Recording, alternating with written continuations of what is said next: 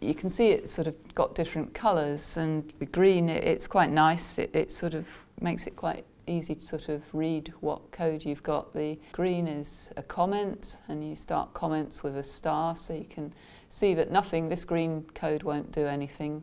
See these procs. I won't go into the detail what each of these are doing, but things that are SAS related are in sort of dark blue, and then things that you put in, like these sort of variable names, are in black. If you do something wrong, it'll come up in red.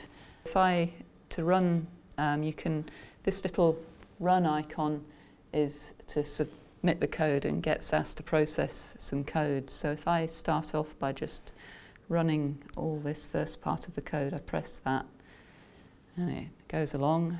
And I'll just mention, I did this prop print at the end. If you do a prop print, that's a procedure to print the data, and it will print the current data set. And so this is just a print of the data, so it's quite useful because it allows you to see what the data is that you've created. And then in the log window, it's just sort of confirms that it's done what you think it's done. If there's an error, it'll come up in red. So if we put something in it doesn't know about, it'll probably come up and give us an error. So it sort of gets alarmed, it puts these errors in red. So looking at if you're not getting results you think you should get, then look in the log window and it'll give you some clues as to what you've done wrong. Sometimes it thinks there might be a bit of a problem and it'll give those as a comment in green, and usually that's not a problem, but it's something you might want to just watch out for. But the errors are red, and then it just doesn't do anything for you. So we'll take that error out. So yeah, we'll just look at some summarising. So this first bit here sorts the data, so that's fairly intuitive, proc sort. So we're sorting by treatment and that categorical time effect.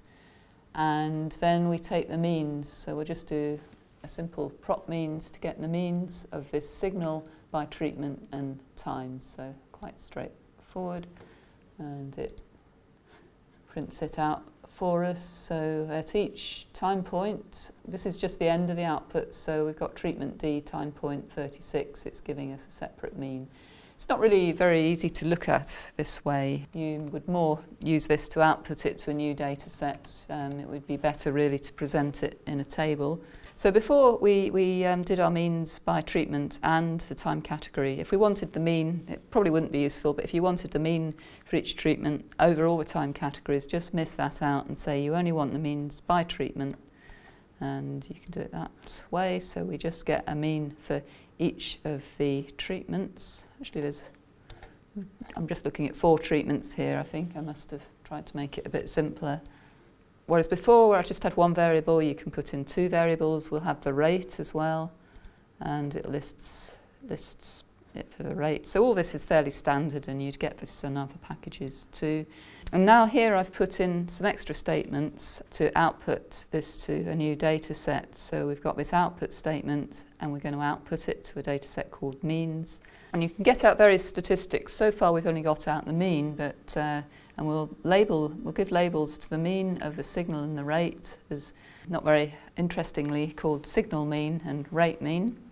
We'll get out the medians and give those labels to, get out the standard errors for the means, and the number of observations that we're taking the means on. So each of these are sort of SAS kind of terms that it recognises. If you put n, it knows that means the number of observations, and then you give your labels. If you put median, it understands that. So we'll do that, and you get no output, because it always takes you straight to the output window once it's produced something. You get no output because it's now outputting to a new data set. But what we can do is print that data set. So we use that prop print again, specify we want the data set to be means. If we hadn't done that, it would print means anyway, because it always prints the last data set it's created. And these are the means that we've just produced. So it's by treatment and the time category, and we've got the means for signal, the means for the rate, And we got the medians, and these have got the labels that we gave them in the code, the standard errors, and the number of observations used to calculate each of them. So 96 observations we used to calculate this mean and median at, for treatment A at the 24-hour time point.